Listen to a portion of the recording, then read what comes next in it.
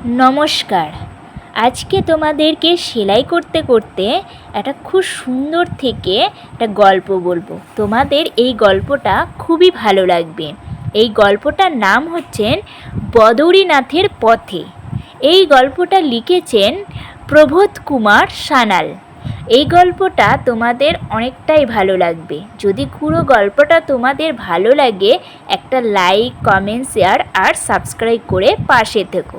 তাহলে চলো গল্পটা শুরু করি। দূর থেকে বদরীনাথের ক্ষুদ্র গ্রামখানি যখন প্রথম দৃষ্টিগোচর হলো, তখন এই কথাটি ভেবে নির্বাক হয়েছিলাম। আনন্দ ও উল্লাস করবার শারীরিক এবং মানসিক সঙ্গতি নেই। কেমন করেই বা থাকবে? আমরা ফুরিয়ে ফতুর হয়ে গেছি, নিঃশেতিত তৈল প্রদীপের মতন।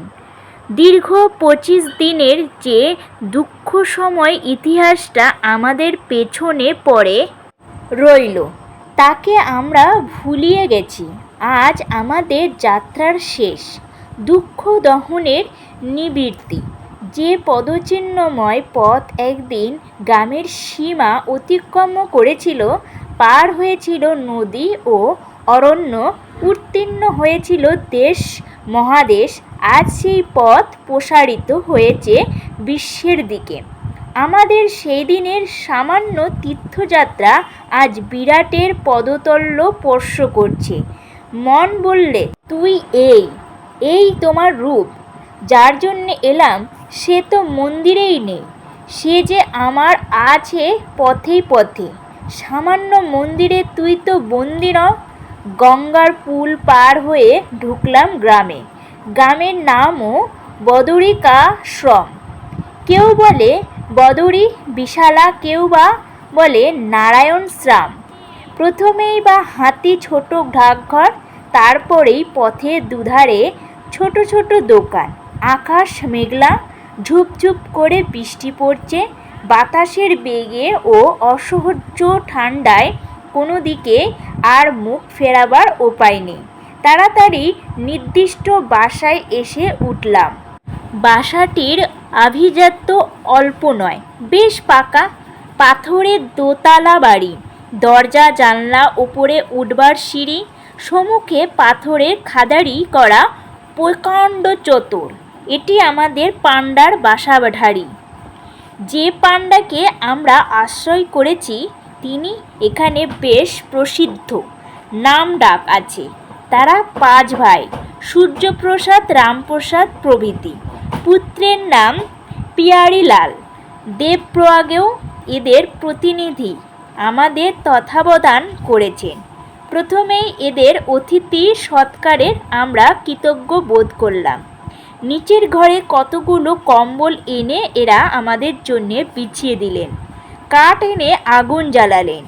এই আগুন আর কম্বল সেই দুর্যোগে আমাদের জীবন দান করল। সূর্যপ্রসাদ এবং রামপ্রসাদের মাতা এমন ভদ্র ও সদলাপী পাণ্ডা তীর্থস্থানে অতি বিরল। প্রায় প্রত্যেক বাঙালি এবং হিন্দুস্থানি যাত্রী এদের বাসাবাটিতে এসে উঠেন। সুযোগ ও ঠান্ডায় অকর্ম হয়ে সমস্ত দিন ঘরের ভিতরেই অতি অস্বস্তিতেই কাটতে লাগলো। মাছি নেই, কিন্তু কাপড় চোপড়েও কম্বলে পোকার ভয়ানক উৎপাত।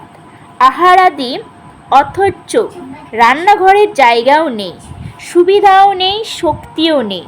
অতএব আমরা সিংহের মহারথম পুরী আনতে হলাম।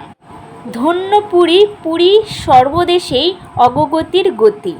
কোথায় দিয়ে কাটল অপরাহ, কোনো পথ দিয়ে এলো সন্ধ্যা। বাইরে টিপ টিপ করে তখনও বৃষ্টি পড়ছে।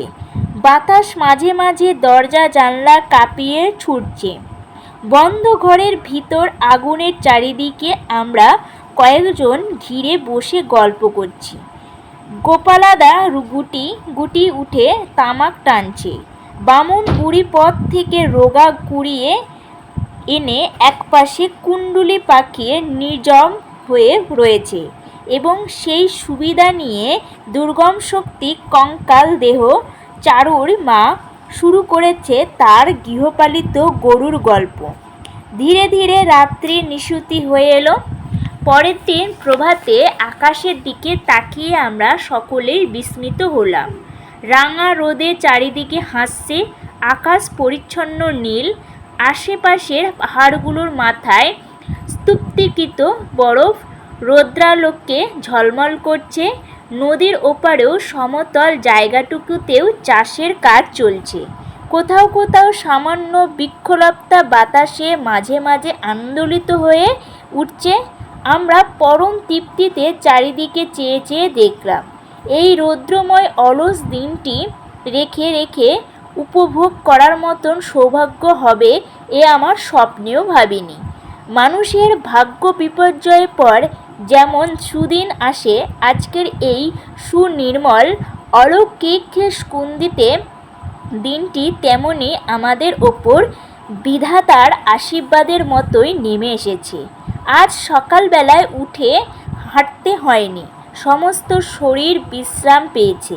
কোমল উষ্ণ রোদে চক্ষু বুজে বসে রইলাম।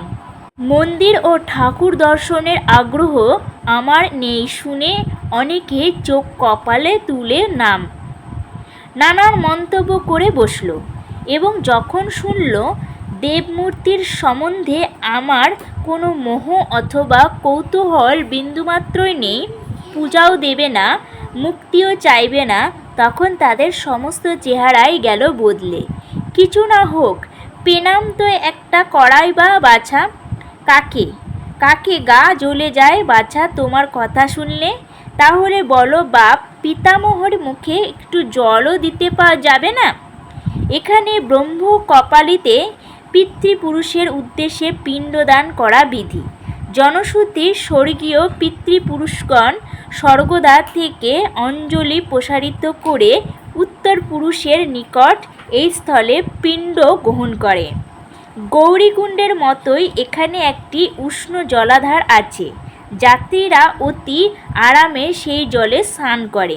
পথের ধারে আর এক স্থলে আছে একটি ঈষদুষ্ণ ঝর্ণা। সেই জলে স্নান করলে শরীর সতেজ হয়ে ওঠে। সুতরাং এর প্রতি যাত্রীদের আগ্রহ সকলের চেয়েও বেশি। গঙ্গায় একটি লোককেও স্নান করতে কিংবা জল ব্যবহার করতে দেখা গেল না। তুষারাচ্ছন্ন গৌরীকেও বেশি গঙ্গাকে স্পর্শ করার মতন দুঃসাহস কারও নেই।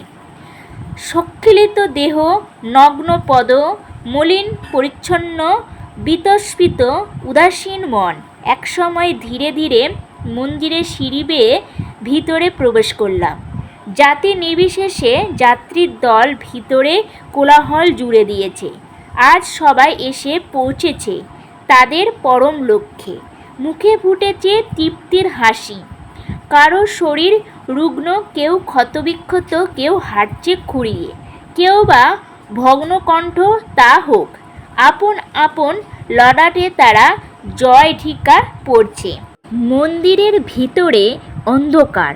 নানা অলঙ্কার ও আভরণে আবৃত বদ্রীনাথকে স্পষ্ট করে দর্শন করা এক দুরূহ ব্যাপার।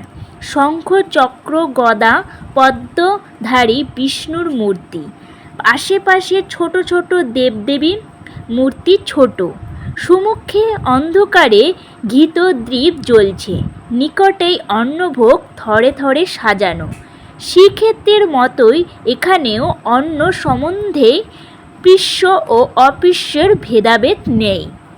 গল্পটা ভালো লাগলে লাইক দিও, শেয়ার করে দাও সবার মাঝে, আর পরের গল্প সবার আগে পেতে সাবস্ক্রাইব করে ঘন্টাটা অন করে দিও।